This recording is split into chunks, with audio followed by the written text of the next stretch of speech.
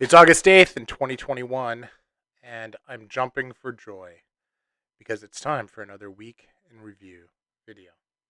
This week, we're going to review the shoes worn first, have a few general shoe knowledge videos, and then get right on to a pipeline update and what's next, where you'll see the shoes that I've decided to invest in next. So, starting with this week, emerging brands, Sons of Henry George, real excited in Utah Calf. The J. Fitzpatrick Pullman in suede. This is my Ichigo Ichi-E custom split toes, my JimJun spiral hole cuts, and then the Francis Waplinger Bison Adelaides, which are actually called Dragon Underbelly. So my Dragon Adelaides. I got established brands Enzo Benafe, these really cool split toes, the Carlos Santos hand grade Adelaides, and then these new Paulo Scafora Adelaides, which you can see I need to lace a little bit tighter. And now into the general shoe knowledge. We're going to start here with talking about heels. Now, on the left, you can see that these heels are straight. The next three are actually tapered, and the one on the right is tapered to a different degree, and then the one all the way to the right is very tapered, and I wanted to point that out because it's a different type of heel, really reserved and called the Cuban heel. That's very popular in the East, but not as popular in the States, except in cowboy boots. So as you're taking a look at these shoes, I want you to think about the difference between a flat waist, a fiddleback waist, and a beveled waist. So your typical flat-waisted shoe is going to look like this. This is from Zonkey boot. And as you can see, completely flat. No change there at all. Your fiddleback waist, that's going to have a very distinct line here. Now this one is more pronounced than almost any, but that is a very distinct line between the left and the right that you can see because it actually raises up to that on the shoe. Now a beveled waist is going to be quite different. And if we take a look at this Alfred Sargent, right? This, you can see there's a line here and a line there, and then this little ridge here that's beveled. You know, like a pair of glasses beveled.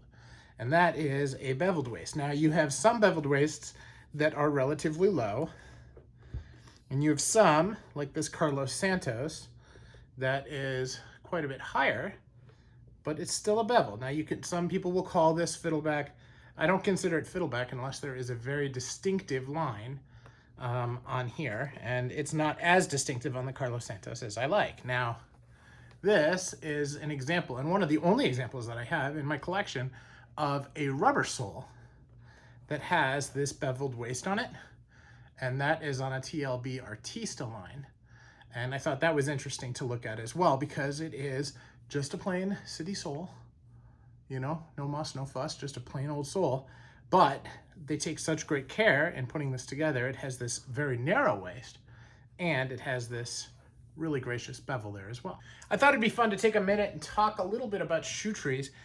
You know, we spend a lot of money as shoe guys thinking and buying shoe trees.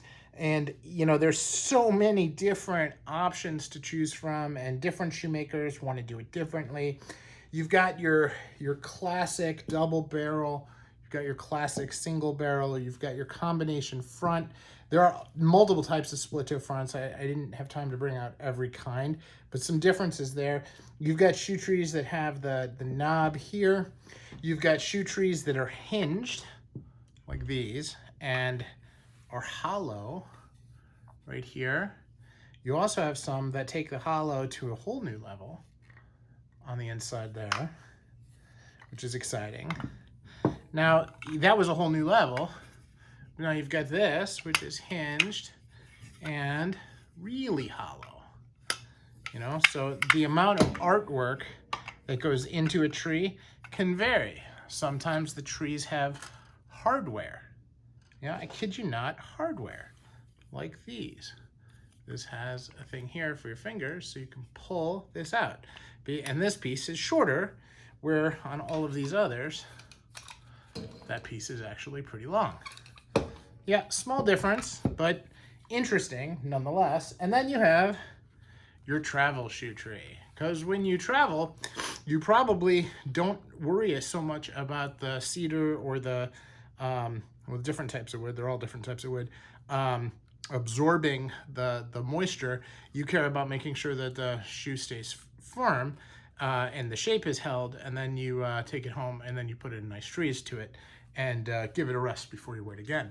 So because there you're worried about your suitcase being too heavy, and this probably you could probably hold 10 of these for the weight of one of these.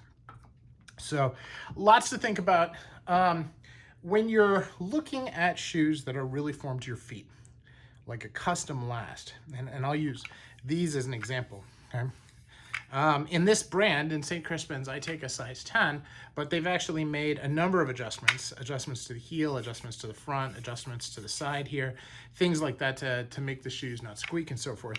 So when they do this shoe tree for me, they actually carve it and adjust the tree just for me. Now, I was having a discussion with a very, very well-known Italian shoemaker this week, and he was talking to me about, well, he can just give me the regular 90 euro shoe trees, or he can carve them off and make it so that I'm not overstretching the shoe that we're spending all this money in order to make to measure. And, you know, he put it in really, really easy to understand terms. Why would I stretch the shoe with the shoe tree after I just made all this, investment in order to reduce it? So then you might wind up spending twice as much, sometimes 3 times as much for the shoe tree, because it requires a lot of manual intervention and time.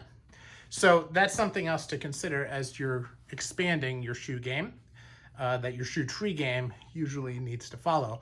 And then, of course, when you have a custom tree, you can't just go put it in random shoes, nor can you use your random normal shoe trees in order to do it. Now, what you can do is you can get these trees a couple sizes small and do it that way, just so they hold the shape of the shoe. But, and of course, this one is not small.